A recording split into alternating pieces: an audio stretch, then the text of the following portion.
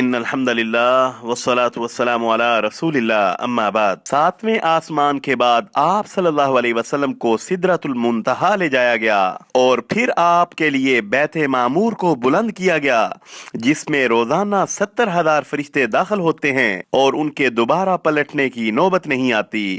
اس کے بعد آپ علیہ السلام کو جنت میں داخل کیا گیا، جس میں موتی کے گنبد تھے۔ پھر آپ صلی اللہ علیہ وسلم کو مزید اوپر لے جایا گیا، یہاں تک کہ آپ ایک ایسی برابر جگہ نمودار ہوئے جہاں کلموں کی چرچراہٹ سنی جا رہی تھی۔ پھر اللہ تبارک و تعالیٰ کے دربار میں پہنچایا گیا اور آپ صلی اللہ علیہ وسلم اللہ کے اتنے قریب ہوئے کہ 2 کمان کے برابر یا اس سے بھی کم فاصلہ رہ گیا۔ حضرت عائشہ رضی اللہ عنہا کی حدیث کے مطابق اس موقع پر رسول اللہ صلی اللہ علیہ وسلم نے اپنے رب کریم کو آنکھوں سے نہیں دیکھا۔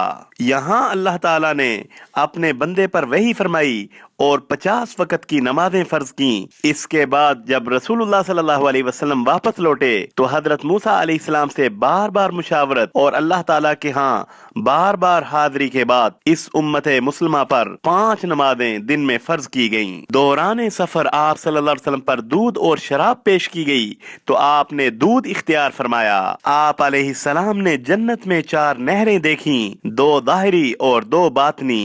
نبی کریم صلی اللہ علیہ وسلم نے مالک داروغہ جہنم کو بھی دیکھا، وہ ہنستا نہ تھا اور نہ اس کے چہرے پر خوشی اور بشاشت تھی۔ آپ صلی اللہ علیہ وسلم نے جنت اور جہنم بھی دیکھی۔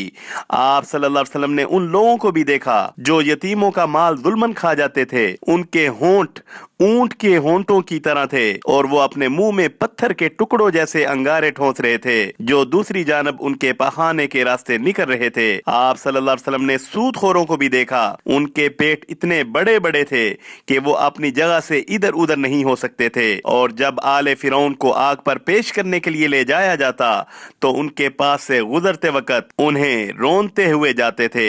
آپ صلی اللہ علیہ وسلم نے زناکاروں کو بھی دیکھا، ان کے سامنے تازہ اور فربا گوشت تھا اور اسی کے پہلو با پہلو سڑا ہوا۔ یہ لوگ تازہ اور فربا گوشت چھوڑ کر سڑے ہوئے چیچڑے کھا رہے تھے۔ آپ علیہ السلام نے ان عورتوں کو بھی دیکھا جو اپنے شوہروں پر دوسروں کی اولاد داخل کر دیتی ہیں، یعنی دوسرے سے زنا کے ذریعے حاملہ ہوتی ہیں، لیکن لا علمی کی وجہ سے بچہ ان کے شوہر کا سمجھا جاتا ہے۔ آپ صلی اللہ علیہ وسلم نے انہیں دیکھا کہ ان کے سینوں میں بڑے بڑے ٹیڑے کانٹے چبھا کر انہیں آسمان و زمین کے درمیان لٹکا دیا گیا۔